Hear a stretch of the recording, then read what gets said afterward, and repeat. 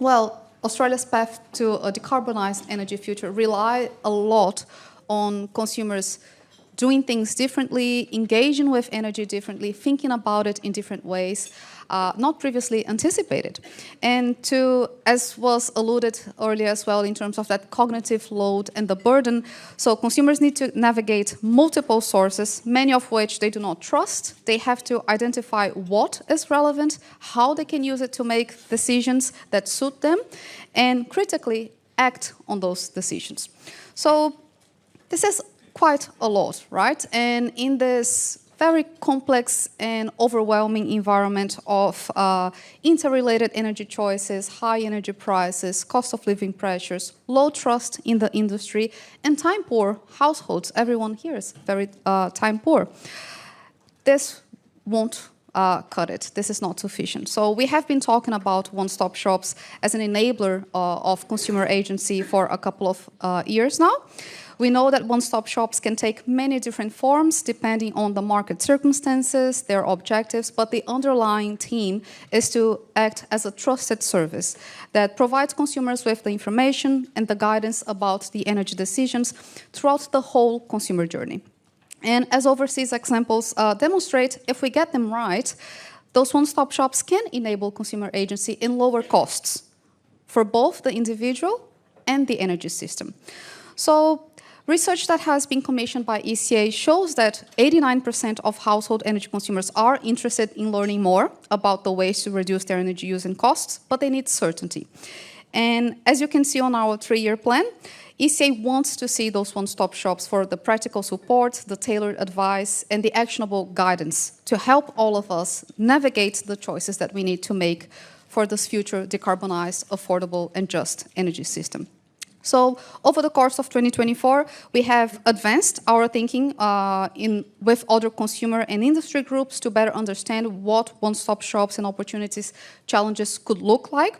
And we have also shared with all energy and climate change ministers our thoughts on the needs for mechanisms that support consumers making those informed decisions about their energy-related investments. So we'll soon kick off a committee with the participation of the Commonwealth, the states, and the territories to look very seriously into whether and how we can keep moving forward to ensuring Australians have the support that they need to make those better energy decisions. So we are collectively doing a lot of work here, progressing, but there's so much more to be done and so much more to be learned as well. Great examples to be learned from.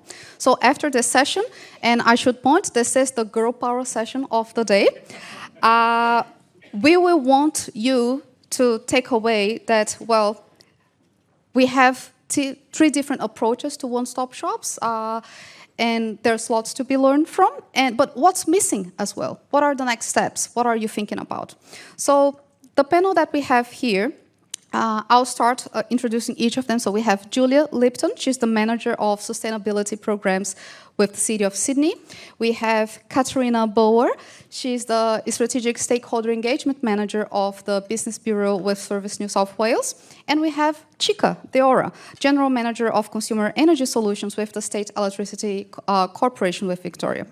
So I'll start with Julia. We don't have a lot of time, so I will ask you that if you have questions, please start writing them down through Slido, and we have a few minutes to go over questions. But Julia, you're leading impressive programs to support businesses and communities to become more energy efficient, and through your work you are able to share knowledge, share information, offer grants, financing options, connect stakeholders to help those businesses and communities decarbonize.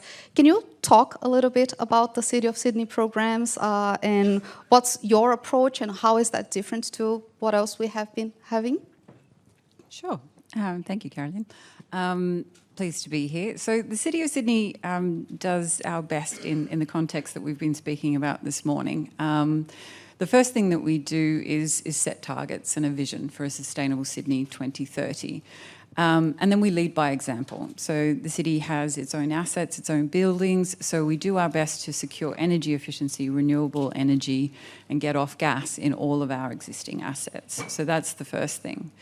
We then support, as Caroline just said, both residential and business communities access trusted information. So on the business side, we run a program called the Better Buildings Partnership, which works with the major owners of commercial office space in the City of Sydney to really engage the buildings that they own and undertake everything that they possibly can to get to net zero. That program is obviously focused on the owners, but we have a separate program for tenancies. Obviously, as we've also touched on this morning, tenants don't have power or agency over their own energy bills a lot of the time, so there needs to be support and mechanisms to help them also reach net zero in a much more challenging context. I can talk more about those, but just to get to the residential side, we run a Smart Green Apartments program, which does a similar thing, targeting owners' corporations to understand the energy efficiency, renewable energy, and get off gas opportunities within their buildings. Now, as some of you might understand, strata is complicated. So even though they are owners of apartments, they have to go through due process and lots of governance challenges to try and retrofit their buildings. So we help with feasibility studies, energy audits, and just look at the opportunities to enable those owners' corporations to make changes in their buildings. And then we also have grants. So they're a little bit more broad in terms of, well, there's all sorts of grants that we have for cultural, social, economic, but our green building grants also goes to that feasibility study. And so really trying to get buildings across the line of understanding the opportunities and enabling them with information. All of that, at the end of the day, helps us understand the barriers in the sector, and that informs our advocacy because, as Caroline did just note, the most important thing is timely information, generally at lease or sale of a property, where people can understand the energy efficiency of that property. And right at the moment, that's difficult for people to assess. So we do need policy change, for disclosure of what might be neighbours' ratings, both in the commercial and the residential space. So we're advocating for that as well. Thank you. Thank you very much. And yes, please ask questions. We'll have time for that. With Katerina now, over to you. I wanted to get your perspectives a little bit on the small business side, like within the Business Bureau, how do you get to engage with small businesses in a relational approach? What kind of the services that you offer, and what does it look like for a small business to contact you in the first instance? Thank you for that, and bear with me, I only got told last night I was presenting today, so I've got my notes. So I'll talk about Service New South Wales as a whole, but then I'll talk about what's called the Business Bureau. So we have a core objective, and that's to support the people of New South Wales to access government services and information. And our highest priority is a positive customer experience. So we talk about one-stop shop services for individuals and businesses, and we have that as what we call, it's going to sound like government speak, but a multi-channel approach. So that might look like a service centre, and I'm pretty sure most of you will have seen, if you live in New South Wales, our branding in those service centres. We've got 116 of them across the state. But we also have contact centres that people can phone into. We have mobile service centres, so this is literally buses that go around the state to remote areas. And we also have all our online and digital platforms as well.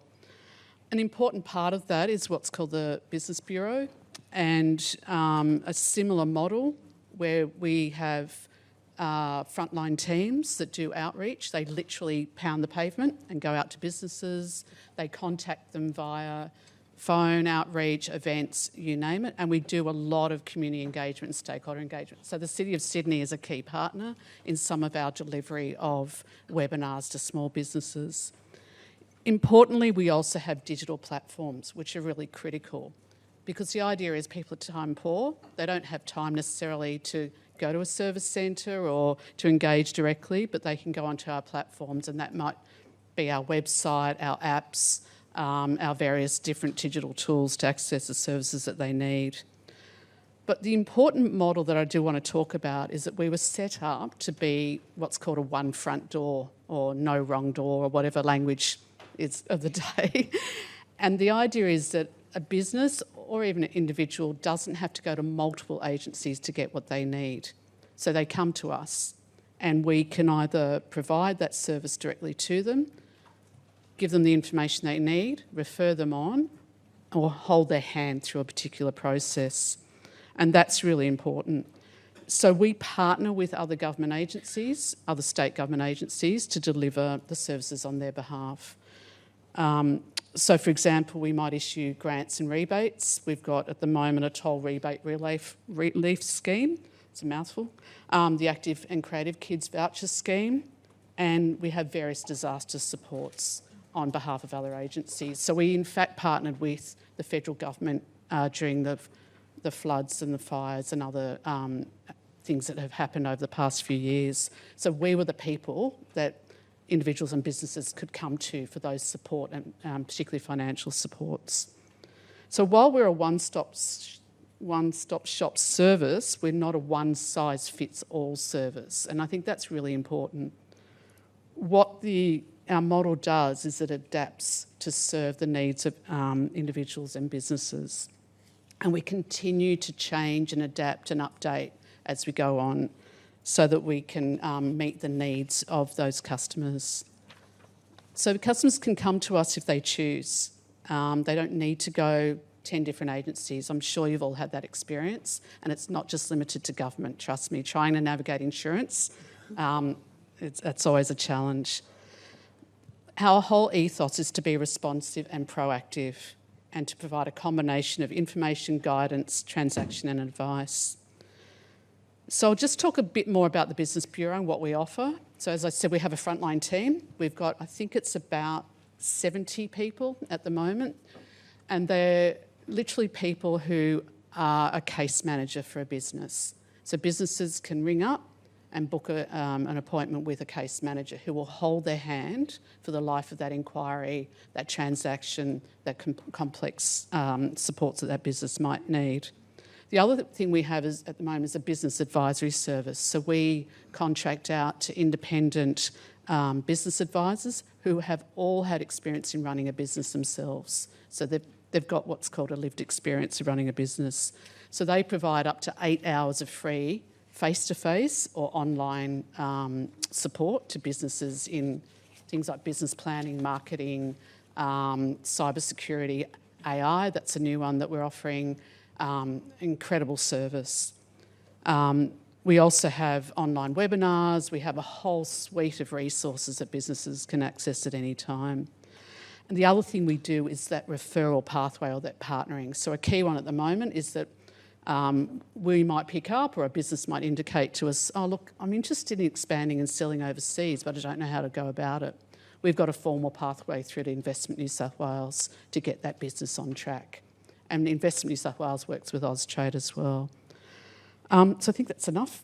Yeah. But that's pretty much the model that we talk about, is that one-stop shop, one front door, whatever you want to talk about it, but with that one contact point. Yeah, well, that's a lot to uncover as well, but I will get to Chica. So, as I mentioned, Chica leads the Consumer Energy Solutions Group within the State Electricity Commission. And the one thing that I like a lot about the SEC specifically is that they are piloting a number of approaches to increase awareness, support decision-making processes, to electrify, and also facilitate the engagement between households and installers. And this has been particularly useful because not just the SEC team gets to learn a lot, but they are sharing a lot of those learnings with everyone else too. So we get to learn of those consumer needs and experiences and expectations too. So Chica, I would really like if you could talk a little bit about how the SEC came to exist, what you have learned so far, and what are the next steps in supporting Victorian consumers to electrify. Thanks, Carol. So the SEC, just taking a step back, used to be around, for those of you who might not be familiar. It was a vertically integrated state-owned entity that effectively extracted brown coal from the Latrobe Valley, generated that coal, owned the transmission, distribution, all the way through to the consumer. So when in 2022, Dan Andrews mentioned that they were bringing it back, there was a lot of interest in what that meant. Are we renationalizing the grid? What's going on? What's happening? And so what the organization did was just sort of took a beat and said, where can we have the most impact given the current energy transition? Where are the places that investment is going to be most meaningful for Victorians? And there are three focus areas that they came up with. One is large-scale investment, so anything above 100 megawatts in terms of storage or renewable generation. We've got the Consumer Energy Solutions Group, and then we also have a Center of Training Excellence that we're developing to ensure that we've got the pipeline of people required to actually deliver on the energy transition. So those are the three focus areas. I mean, a guiding principle for us across all of those is around market additionality and partnership, which is what Carol was alluding to in terms of this is government-owned IP. We're a government-owned organization. We do have commercial requirements. We're fortunate in that as a part of those commercial requirements, we also are for purpose as well as being for profit. So when we took the approach to assess what a one-stop shop could look like, we had to develop a business model around that one-stop shop. So we're not a grants body. We've got Solar Vic in Victoria that can handle grants and rebates associated with renewable energy adoption, particularly for residential consumers and business consumers. We're really looking at how we can demonstrate being a first mover in the sector in these areas and how we can incentivize fast followers to come in and create more competition in these areas that we know are going to drive value for consumers. So we spent a little bit of time examining what that could look like based on the both operational, market, and consumer parameters that exist. They're unique to Victoria. We've got 100% penetration of smart meters, and we've got a deregulated retail market. So we spent some time looking at how we could do that in a way that is what I call, and if anybody has a better term for this, I'm very open to it, mindfully electrifying consumers in Victoria, so mindful electrification. So we're really here to help consumers contribute to our policy mandate of 95% renewable energy by 2030. We have a high penetration of households that are still connected to mains gas in Victoria. So 80% of homes in Victoria, or of the residential built environment, are still connected to mains gas. And that represents the majority of our gas consumption in Victoria, which I know is reversed in other jurisdictions. So we've got some policy, some environmental, and some consumer benefits that we're working to achieve through the one-stop shop. And in our research, we really focused in on driving value in three areas. And this is for the consumer as well as for the industry in terms of how we created this business model. So the first protocol is very similar to what's been discussed in terms of tailored information or information that really helps the consumer become comfortable with their purchasing decisions. We're focused very much on that electrification journey. So we're really trying to help consumers switch their hot water systems, switch their to reverse cycle air conditioning, and ultimately make the change to induction stovetops. We're not necessarily driving the adoption of solar because that market is pretty mature, right? So we're not, but you can't talk to consumers about just going to talk to you about your heat pump. We can't talk to you about your whole home of energy. So we're really ensuring that our tailored information is about the whole of home, and that includes energy efficiency measures, low-cost measures that the consumer can take, and then when they're ready, they can, if they're ready for a more meaningful investment financially, that they know where to go to get quality information about devices that not only are going to provide them value, but are also have the opportunity to almost future-proof if they're interested in that journey. So what I mean by that is making sure that we're starting to have the conversation around at-site orchestration, so site-level optimization for the home. Because from our perspective, electrification is the first step towards market orchestration, particularly for consumers. So we're focused on that tailored information. We're also focused on connecting them to installers that we've vetted and that meet the mandates of both the state and Solar Victoria and other agencies.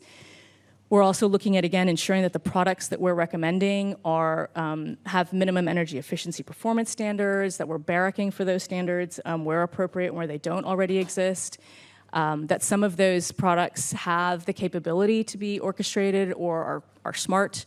And then the final piece of the puzzle is really about that financing option. So how do we make sure that consumers can come to one place drop in wherever they need to, depending on their unique lifestyle, but also if they want to go through the entire journey, they feel comfortable to go through the entire journey through us. So connecting them with financial institutions that are offering green loans or that are offering financial opportunities through the Clean Energy Finance Corporation or other creative areas. Well, thank you very much. Well, before we head into the Q&A, I do have one question for the three of you. So, Julia, you were talking about that idea of like the grants where feasibility programs where you actually help those buildings to develop options or consider options for energy efficiency. Katrina talked about the idea of having case managers and having professional people, like lived experience people supporting, holding hands. And Chika, you were talking about that idea of thinking about the future, even though you have a very targeted focus on what you are offering with SEC, you have the broader picture. So, and we have, just in the previous section, someone talking about how do we reduce complexity for consumers. And I think the three examples that you provide is like how we are just simplifying things for consumers, right? So what are the next steps ahead in this? How do we further reduce complexity? Or is it complexity needed at all for consumers? What are your views on this? Everyone's looking at me, so I'll start.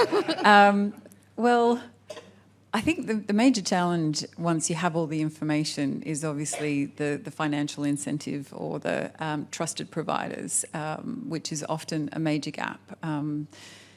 For particularly the residential sector, there's not that many,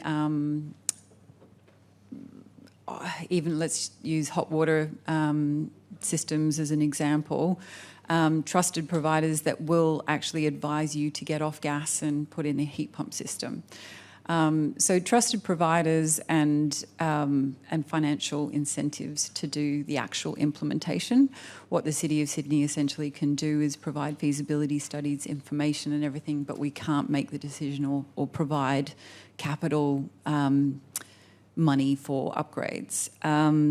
What I do think is effective, or what we've found is effective, is peer-to-peer exchange. So where one building has actually done a retrofit, has used a provider that has been good and they can tell the story of success or indeed learnings where things went wrong, we facilitate that exchange. And we do find it powerful in terms of that trusted source for building owners to hear from other building owners that done it, or tenancies likewise. So we do find that is another step in the process to getting things along the way. Yeah, great point. Julia, yeah. And I think I can. Sorry, Katrina. Sorry, that's fine. I think I can build on what you said.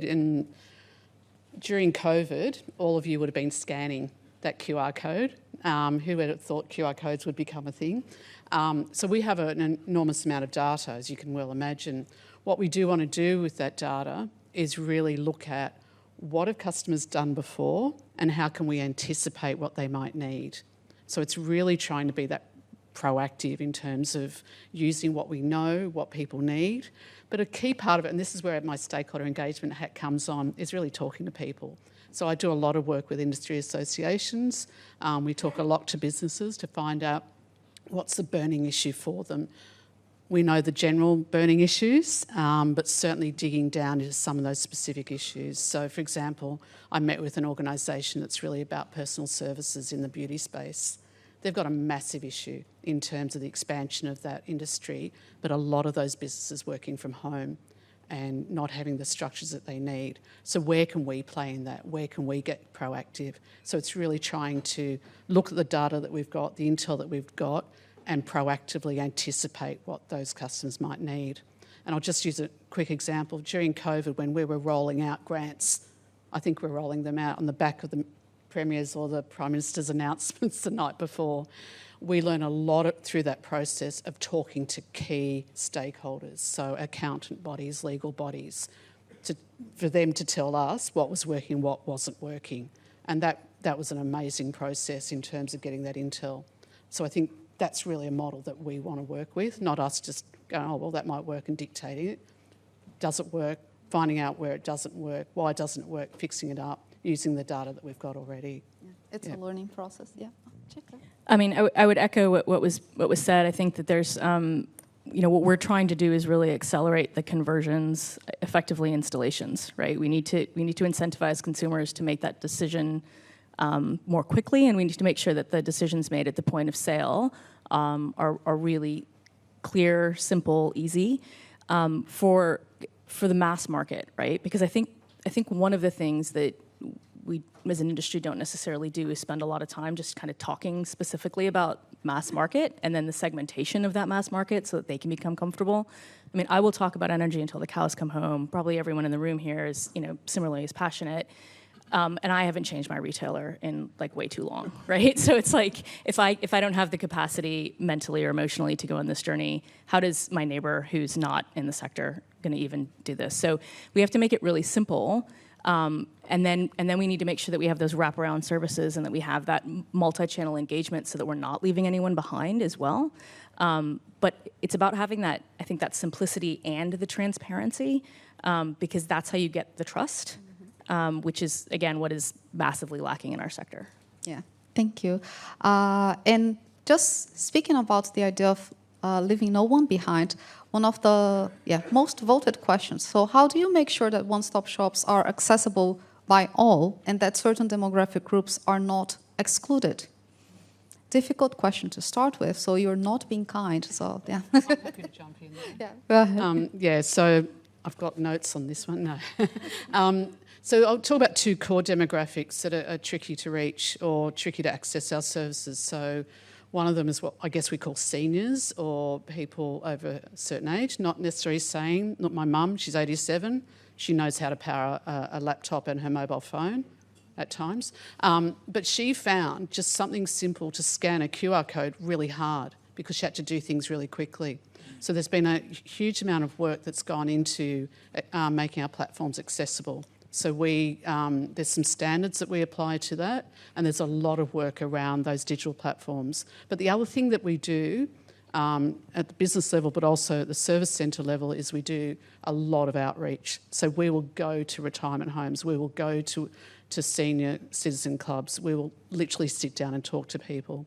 The other quick example is with remote and rural communities, particularly our Aboriginal communities. So we have at the moment what's called a kangaroo bus, which is literally a bus that goes around to all these communities, and we are present in those communities. We actually want to build on that and partner with other mobile services that are out and about in the communities so that we're not having people having to, come to us and then come to another service and go to another service, that's all done, again, that idea of the one-stop shop.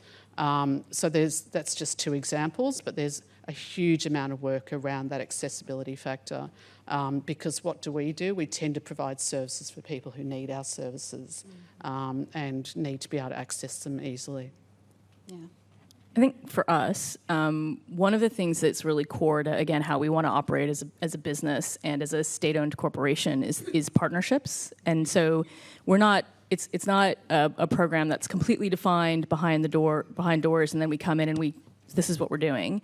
It's very much leveraging those existing pathways and enabling those existing pathways, and hopefully, as we've gotten to know those groups, what can we do to reduce the administrative burden that they face by having a one-stop shop that they can point people to, and we can provide them with insights, data, manage installers on their behalf, and they can focus their efforts on that boots-on-the-ground engagement with consumers where they already have trust and already have existing programs. So we're really just, again, trying to accelerate and lift that up. We're not trying to do everything ourselves. Yeah. We do have time for one more question, and I really like that one. How do you measure success, and what types of consumers who won't be reached this way? What are your success measures for City of Sydney, for the Business Bureau, for the SEC? Well, we track everything that we can. Where we have a relationship with the community and the programs that we run, we are more enabled to understand where we've done a feasibility study, whether they've implemented or not. So the key measure of success is understanding the amount of emissions and energy reductions that is possible within buildings, but then also following up to understand whether they've actually retrofitted and the actual savings. That requires resources, and it is quite difficult, and it takes time. So that's the other thing that we're really finding, is that sometimes we'll do a feasibility study and only years later does it actually get across the line. This is particularly for the residential sector, not so much business, where things do tend to go a little bit faster. All round, we do a lot of community consultation, so understanding what the community need is, developing programs that is tailored for those needs, and then evaluating as best we can to understand the outcomes from that is what we definitely try to do. But it's success is one thing. The other thing that's also really important is understanding where things didn't work and evolving your programs to constantly be looking and adapting for that changing need. We have some pretty specific targets. I mean, there are 2.8 million homes in Victoria, and we need to decarbonize those as quickly as possible. So, we know that with the kind of investment that we're seeking and that we're working off of, we want to get to 270,000 homes that have been electrified over time. That's over 470,000 individual installations of appliances that get converted off of gas onto electric. And then there are carbon targets associated with that as well that we're using to measure success. For us, again, it's really about that market additionality. It's not that we have to be the ones to decarbonize every home or be the installer for every home. We want to create a market that is moving at pace to help enable consumers. And the other thing that I would just add on the back end is my team is really passionate, and the SEC is really passionate about not creating technical debt or consumer debt in the future. So what we don't want to do is have people going back, DNSPs or retailers going back to consumers after 5 years, knocking on their door and saying, hey, that heat pump or that reverse cycle air conditioner that you installed 5 years ago, we need you to switch this setting on it so that we can dynamically control it and you can participate in a demand management program and earn some money. We want to do that at the point of sale. So we're really keen on making sure that message gets across now as consumers are considering their electrification. Well, we are at time. Thank you very much, Julia, Katarina, and Chica, for your wonderful insights, for making the time to share your ideas with us.